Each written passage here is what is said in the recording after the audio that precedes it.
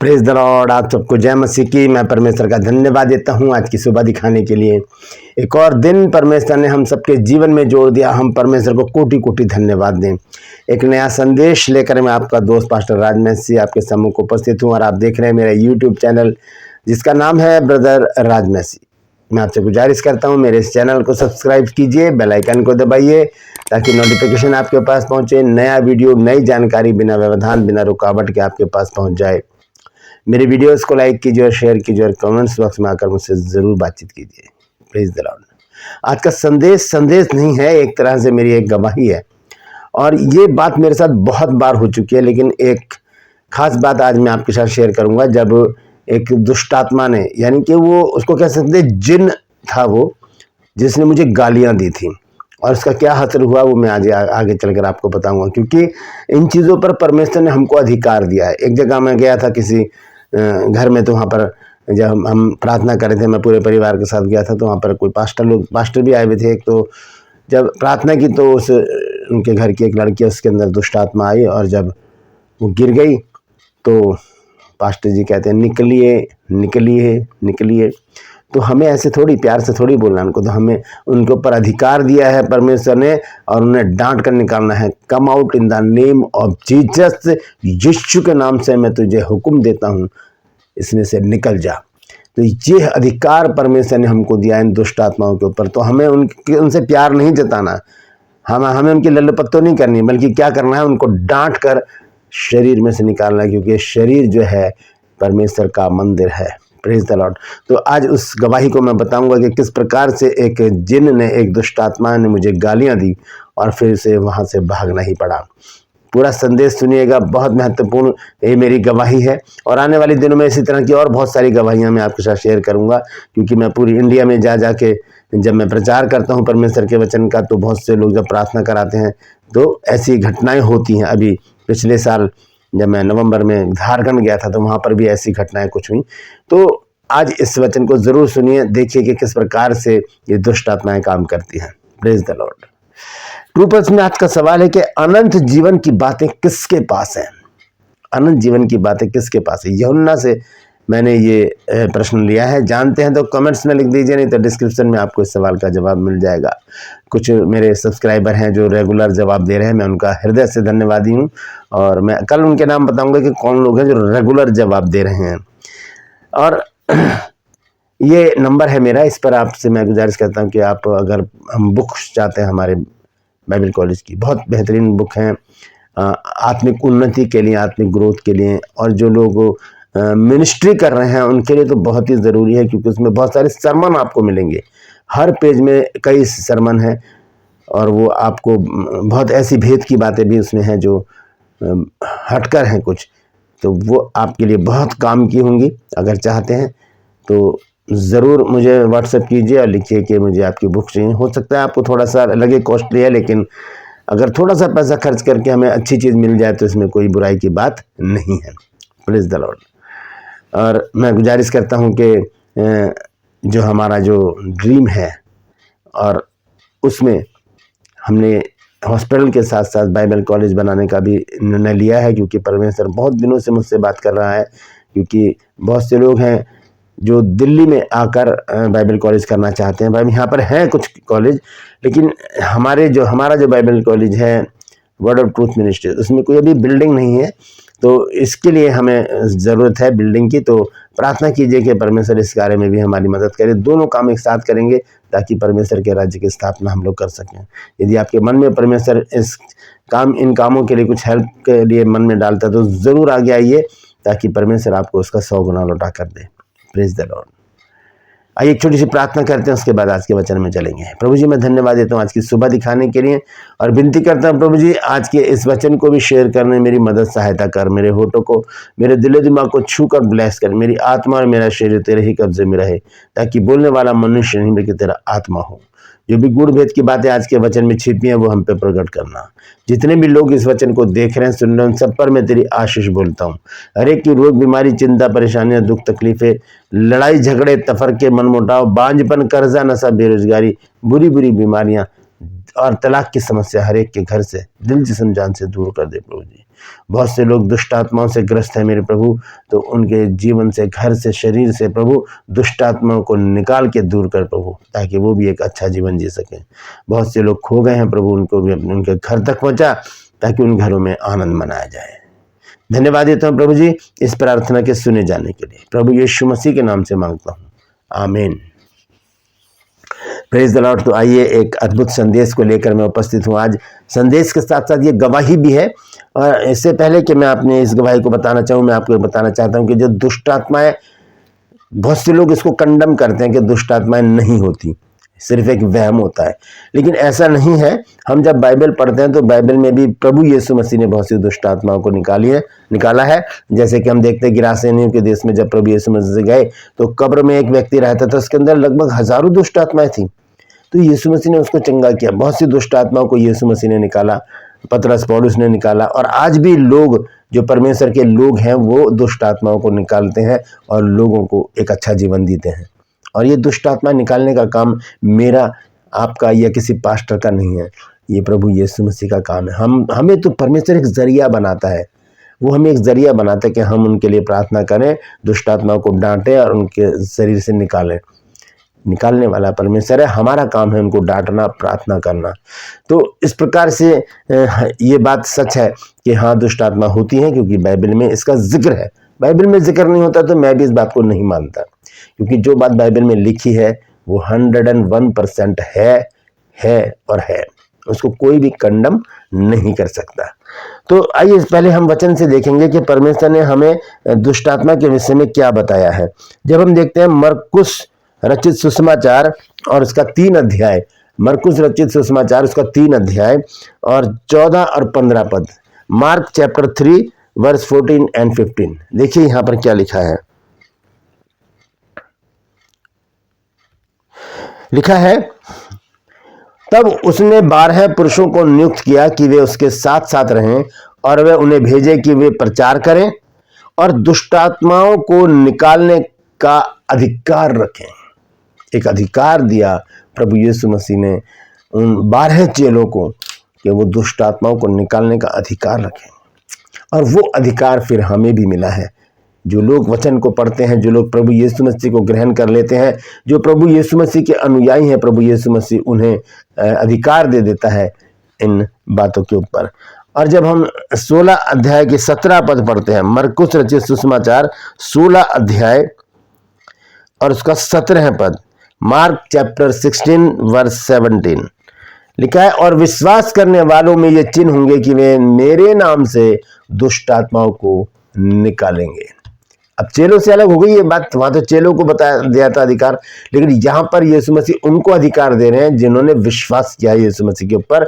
यूहन्ना 1:12 के अनुसार, यूहन्ना 1:12 में क्या लिखा है कि जितनों ने उसे ग्रहण किया उसने उन्हें परमेश्वर की संतान होने का अधिकार दिया, अर्थात उन्हें जो उसके नाम पर विश्वास करते हैं। जब हम विश्वास करते हैं यीशु मसीह के ऊपर, तब यीशु मसीह हमें इन दुष्ट आत्माओं पर क्या देते हैं? अधिकार। यहाँ लिखा है, और विश्वास करने वालों में ये चिन्ह होंगे कि वे मेरे नाम से दुष्ट आत्माओं को निकालेंगे, दुष्ट आत्माओं को निकालेंगे। अब निकालने का क्या तरीका है? क्या उनके साथ प्यार मोहब्बत से बात करें कि चलिए निकलिए, प्लीज चले जाइए शरीर में से? ऐसे बात नहीं करेंगे हम।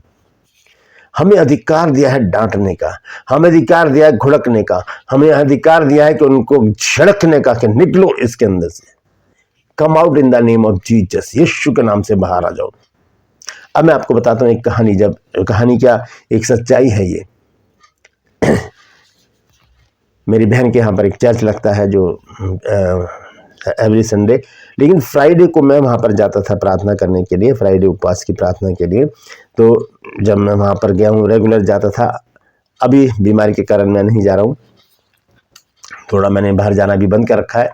तो वहाँ पर एक स्त्री आई जिनकी एक बेटी थी, जवान बेटी, वो अलीगढ़ में रहते थे। तो वहाँ पर आए तो उसके अंदर दुष्ट आत्मा आ गई।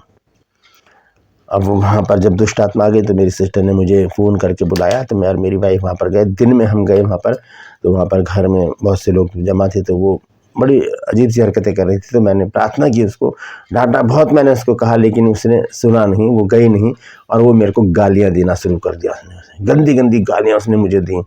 बहुत गंदी गंदी गालियाँ दी और कहने की चला जा यहाँ से, मैं तेरे कहने से नहीं जाऊँगा, मैं इसमें से नहीं जाऊँगा, मैं इसको लेकर जाऊँगा।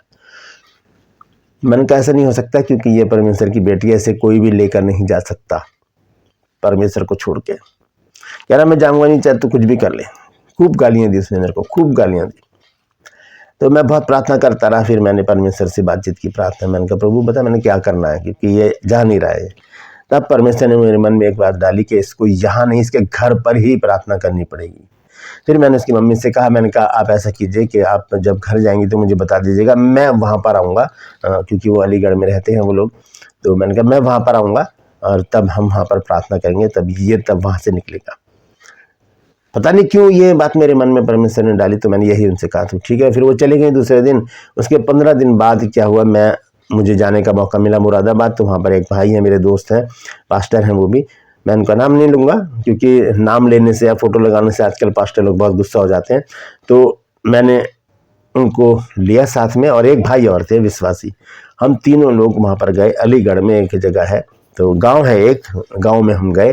तो बहुत ही गाँव सन्नाटा था उस गांव में। और हम शाम को 5 बजे पहुंचे वहां पर, लेकिन वहाँ लाइट नहीं थी, अंधेरा था। जब 5 बजे वहां पर पहुंचे, सर्दियों का समय था, तो उन्होंने कहा चलिए नहा धो के आप लोग पहले नाश्ता पानी कर लीजिए और उसके बाद प्रार्थना में बैठेंगे। मैंने कहा नहीं, पहले थोड़ी सी चाय पिला दीजिए, उसके बाद पहले हम प्रार्थना करेंगे, उसके बाद हम भोजन करेंगे। ठीक है। तो उसके बाद हमने मुँह हाथ धोया, चाय पी, और उसके बाद हम कमरे में गए। वहाँ पर वो लड़की बैठी थी, हमने प्रार्थना शुरू कर दी। ध्यान से सुनिएगा, बहुत महत्वपूर्ण बात बता रहा हूँ, ये बहुत बड़ी गवाही है मेरे जीवन की। तो हमने वहाँ पर प्रार्थना जब शुरू की, तो वो लड़की जो है वो घूमने लगी, झूमने लगी। और फिर हमने एक बच्चा और था, हमने जब से मैंने कहा ढोलक बजाओ। फिर हमने आराधना शुरू की। आराधना जब शुरू की हमने, और आपको बता दूं कि दुष्ट आत्मा आराधना से बहुत चिढ़ती हैं, और ये आराधना जब होती है तो ये डगमगाने लगती हैं, खेलने लगती है, चिल्लाने लगती हैं।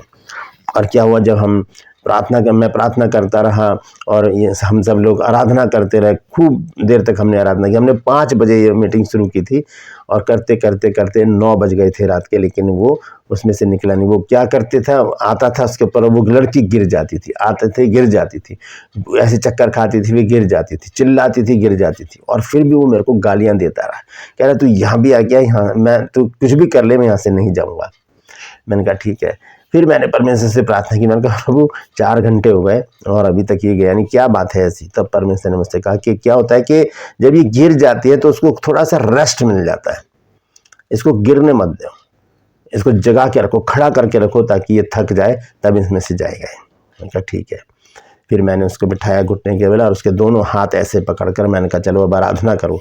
फिर आराधना जब हमने शुरू की, और वो तड़पने लगी बुरी तरह से, छोड़ दे मुझे, छोड़ दे। 1 घंटा हो गया उसको मैंने ऐसे पकड़े रहा, और मैं प्रार्थना करता रहा।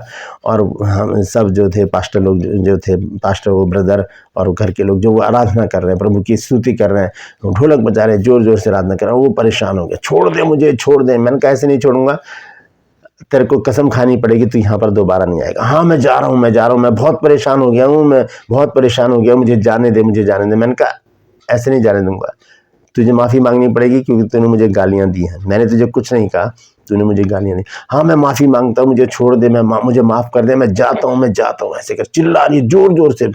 आपको बताऊँ क्या टाइम हो गया था, रात के 11 बज गए थे। 5 बजे से 11 बजे तक हम लोग वहाँ पर इस प्रार्थना को करते रहे। और ठीक 11 बजे क्या हुआ, उसने कहा अच्छा मैं जा रहा हूँ, मुझे छोड़ दो। मैंने कहा ठीक है, जाएगा यहाँ से और दोबारा इस घर में वापस नहीं आएगा। कह रहा हाँ मैं कसम खाता हूँ मैं दोबारा नहीं आऊँगा, मैं बहुत परेशान हो गया हूँ, तूने मुझे बहुत परेशान कर दिया है, अब मैं इस घर में दोबारा नहीं आऊँगा। निकल गए।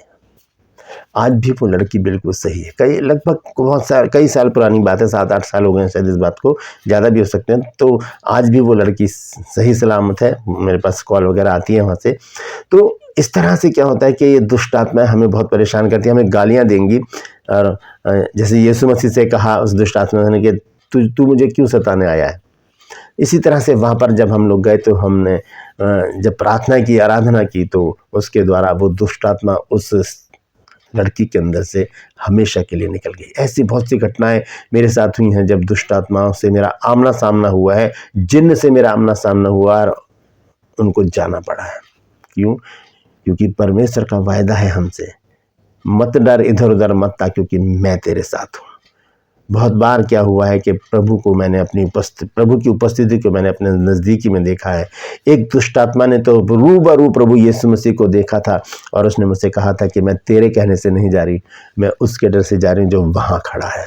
जब ये बात मैं लोगों को बताता हूँ तो मेरे रोंगटे खड़े हो जाते हैं। ये गवाही मैं आने वाले दिनों में आपको बताऊंगा कि किस प्रकार से वो दुष्ट आत्मा उसमें से निकली थी जब उसने प्रभु यीशु मसीह को उस भीड़ में खड़े हुए देखा था। Praise the Lord. एक वचन है लूका 9 अध्याय उसका पहला पद, देखिए उसमें क्या लिखा है। ल्यूक चैप्टर 9 वर्स 1 लिखा है, फिर उसने 12 को बुलाकर उन्हें सब दुष्ट आत्माओं और बीमारियों को दूर करने की सामर्थ और अधिकार दिया। तो ये अधिकार हमको है दोस्तों। हमें दुष्ट आत्माओं से डरना नहीं है, ना उनसे प्यार से बातें करनी है, ना उनसे बहुत ही दुलार करना है कि भाई निकल जाइए इसमें से, ऐसे नहीं करना। उनको तो डांटना, कहना come out in the name of Jesus, यीशु के नाम से दूर हो जाए। दोस्तों अगर आपके जीवन में ऐसी कोई घटना है तो ज़रूर मुझे बताइए, इस नंबर पर कॉल कीजिए, मैं प्रार्थना करूंगा और दुष्ट आत्मा आपके जीवन से, आपके घर से चली जाएंगी। अगर आप दिल्ली में रहते आसपास तो मेरे पास ज़रूर आइए, मैं आपके लिए प्रार्थना करूंगा, या मुझे वहां पर बुलाइए, मैं प्रार्थना करूंगा, क्योंकि मैं ये चाहता हूं कि हर घर दुष्ट आत्मा से खाली हो, हर शरीर दुष्ट आत्मा के बिना हो, क्योंकि ये शरीर जो है परमेश्वर का मंदिर है। Praise the Lord. परमेश्वर इन वचनों के द्वारा हम सबको आशीष दे। यदि आज आपने कुछ नई बात सीखी है तो ज़रूर कमेंट्स में लिखिएगा और इस वचन को शेयर कीजिए ताकि और भी लोग इन बातों को जानें, और प्रार्थना के लिए ज़रूर मुझे फ़ोन करें ताकि दुष्ट आत्माओं से घर शरीर खाली हो जाए। Praise the Lord. ये मेरा नंबर है उन लोगों के लिए जो आत्मिक उन्नति चाहते हैं और जो प्रभु की सेवा में है और उन्हें सरमन चाहिए बहुत सारे। तो बहुत सारे सरमन हैं, 20 किताबों में, हज़ारों के करीब हैं। आप उसे लेकर सरमन तैयार कर सकते हैं। आप मेरी वीडियो भी देखते हैं, बहुत से लोग देखते हैं। सैकड़ों लोगों ने मुझे बताया कि आपके जो वीडियो है हम उन्हें नोट करते हैं, फिर हम उन्हें अपने चर्च में भी सुनाते हैं। तो कोई बात नहीं, ये तो सच को फैलाने की जो जिद है वो पूरी हो रही है। Praise the Lord. 2 प्लस में आज का सवाल है कि अनंत जीवन की बातें किसके पास है? जानते हैं तो कमेंट्स में लिख दीजिए, नहीं तो डिस्क्रिप्शन में आपको इस सवाल का जवाब मिल जाएगा। मैं आपसे गुजारिश करता हूँ मेरे इन चैनल्स को सब्सक्राइब कीजिए, बेल आइकन को दबाइए ताकि नोटिफिकेशन आपके पास पहुंचे, नया वीडियो, नई जानकारी बिना व्यवधान, बिना रुकावट के आपके पास पहुंच जाए। मेरे वीडियोस को लाइक कीजिए और शेयर कीजिए और कमेंट्स बॉक्स में आकर मुझसे ज़रूर बातचीत कीजिए। Praise the Lord. मेरे विज़न के लिए प्रार्थना करते रहिए, क्योंकि ये दोनों काम हमें बहुत जल्दी करने हैं। आगे आइए ताकि परमेश्वर के राज्य की तैयारी कर सके। Praise the Lord. आज के लिए बस इतना ही, फिर मिलूंगा एक नए संदेश के साथ, एक नया वीडियो लेकर।